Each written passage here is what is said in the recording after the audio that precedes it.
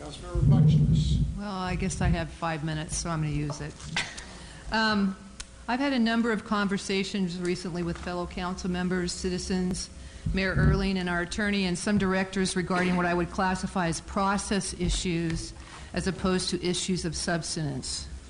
Yes, there are some process issues that are substantive, but I would like to provide some examples to help all of us understand my thought processes. Recently, we've been looking over a number of resolutions that, in my opinion, deal with processes. As an example, currently there's an issue regarding Resolution 292, dated 1974, that apparently outlines how council meetings should be handled rather than Robert's Rules of Order. This issue, among other items such as 13 ranking motions, meeting procedures, how council members should conduct themselves during and outside of meetings, are all being reviewed by the Public Safety Personnel Committee. Additionally, they have also worked on rewriting job descriptions. While I'm not in any way criticizing this committee for taking on these tremendous tasks of updating these policies that for years have had little or no problems, my concern is that we are attempting to nitpick or micromanage everything that is not really our role to do as legislators.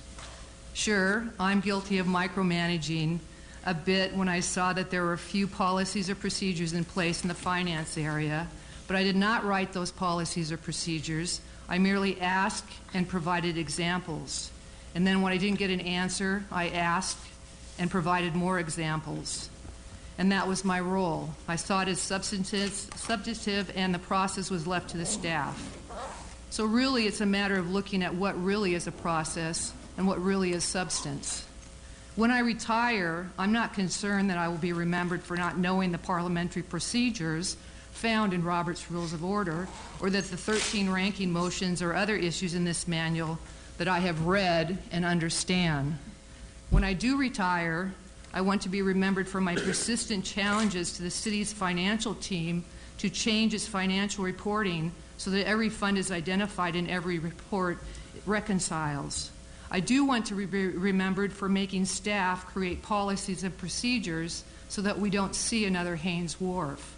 I do want to be remembered for requiring significant changes to our budget amendments to ensure correct versions, correct numbering, and that each amendment is documented and explained and that all numbers reconcile.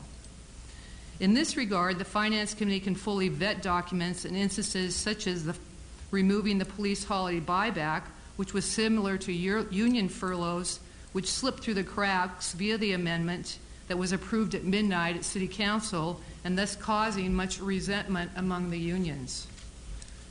I do want to be remembered for putting citizens' voices in the land use decisions. I also want to be remembered for requiring the first ever reserve policy for this city. I do want to be remembered, unfortunately, for having to put sanctions on a fellow council member when in fact it was clear he acted not in the best interest of the city. I don't care if I'm criticized for not understanding Robert's Rules of Order or how to handle myself as instructed in Resolutions 292, 150, or any other outdated information in this manual. I can go on, but I think you can all now catch my drift, and I am almost out of time.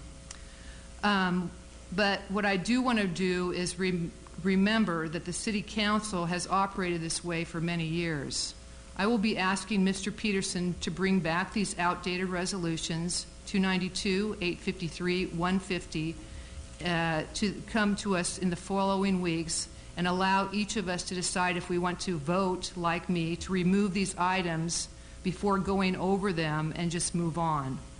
Additionally, I would like to reconsider the executive session notes that we tasked Mr. Teraday to craft, because once again, after I did my own research, after asking for empirical evidence from the committee, and I found out that yes, it is a huge issue, and that I've spoken to a few prominent mayors, former council members, and a few fellow council member friends.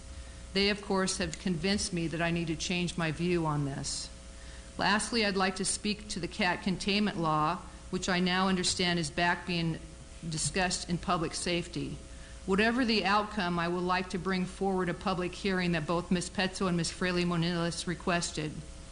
During the Halloween haul at the dog park, I was bombarded by comments about sneaking in the cat containment rescission along with the off-leash dog park laws. Just because tickets are not issued does not mean that the law is or was not enforced. I know of only one scoop the poop law, and yet do we want to remove that law from our books? It's the same idea. So again, we need to look back at substances versus process. And I think we need to realize that we cannot continue to micromanage our staff and the mayor. Thanks for your time, and pray for the people and animals on the East Coast.